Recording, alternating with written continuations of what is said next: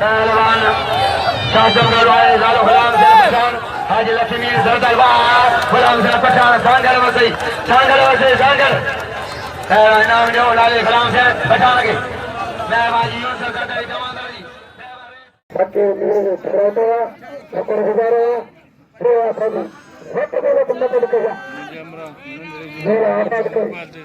भाई हट पटिया बोलो तो पठान आई हर बारा प्रकरण बारा प्रकरण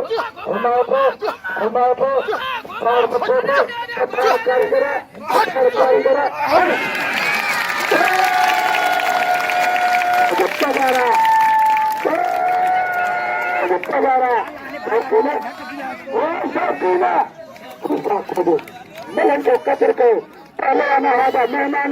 मेहमान